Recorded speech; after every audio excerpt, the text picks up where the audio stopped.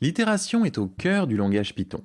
C'est une philosophie centrale. Pour cette raison, Python propose de nombreux outils pour pouvoir itérer, c'est-à-dire de pouvoir prendre des éléments un à un.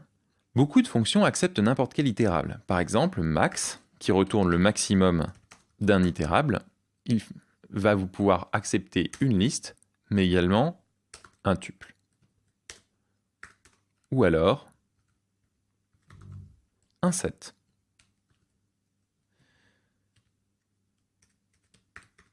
Pour max, ça n'a fait pas de différence pourvu qu'il puisse itérer sur une collection qui possède des entiers.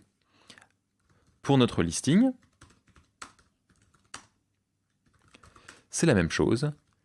Listing fonctionne avec n'importe quel itérable également. Il fonctionnera avec des listes, il fonctionnera avec des tuples,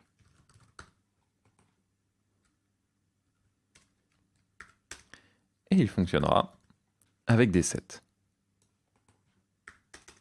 Puisque l'itération est si importante, Python va vous fournir des raccourcis pour pouvoir les manipuler. Par exemple, le raccourci que nous allons voir aujourd'hui s'appelle l'unpacking. Unpacking veut dire déballer en anglais.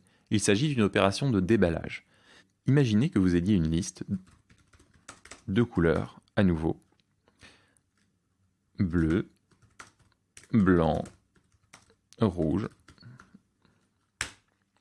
et que vous vouliez récupérer toutes les couleurs une par une.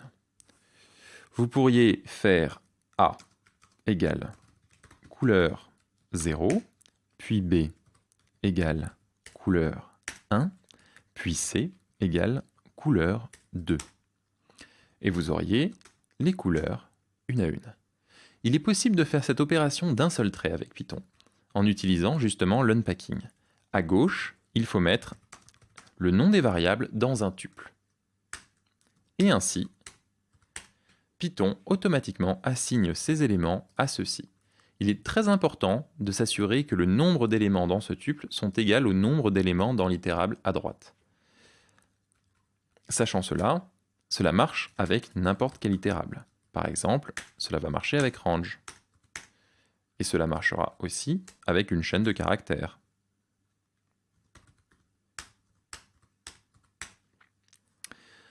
Quelque chose que vous ne saviez pas, c'est que l'opérateur pour les tuples n'est pas la parenthèse. L'opérateur pour les tuples est la virgule.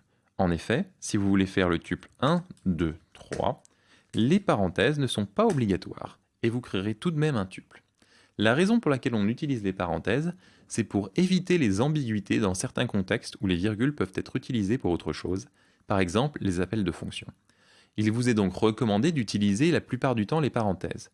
Néanmoins, dans le cadre de l'unpacking, ne pas utiliser les parenthèses peut donner un très joli résultat, et vous donne ainsi l'impression de créer trois variables joliment assignées au contenu qui est à droite. Le fait que la virgule soit l'opérateur du tuple signifie aussi que si vous voulez faire un tuple d'un élément, vous ne devez pas faire parenthèse et 1, vous allez créer un entier. Si vous voulez faire un tuple d'un élément, il faut utiliser au moins une virgule, et là vous aurez effectivement un tuple. Vous pouvez d'ailleurs vous passer des parenthèses. Mais évitez de vous passer des parenthèses en dehors de la notion d'unpacking, car cela peut être perturbant et difficile à lire. Donc voyez la différence. Type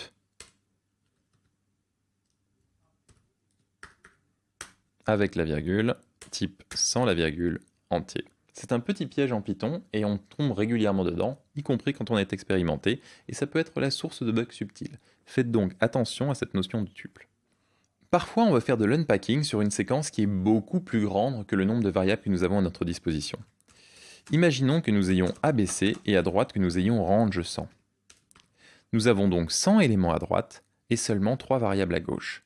Si je l'utilise directement, Python va lever une erreur, une value error, il me dit qu'il y a trop de valeurs à déballer. Heureusement, il est possible de spécifier avec étoile la variable dans laquelle on veut mettre le reste des éléments. En faisant ceci, je vais avoir le premier élément dans A, le second élément dans B, et tout le reste dans C. On peut placer l'étoile n'importe où. Ici, nous aurons le premier élément dans A, le dernier élément dans C, et tout le reste dans B. Et on peut aussi poser l'étoile sur le A pour avoir l'avant-dernier dans B, le dernier dans C, et tout le reste dans A. Une dernière chose, c'est bien l'unpacking qu'on utilise quand on parcourt des dictionnaires. Souvenez-vous quand nous avions des scores. nos scores pouvaient être itérés en utilisant items, qui va nous retourner quelque chose qui ressemble à une liste de tuples.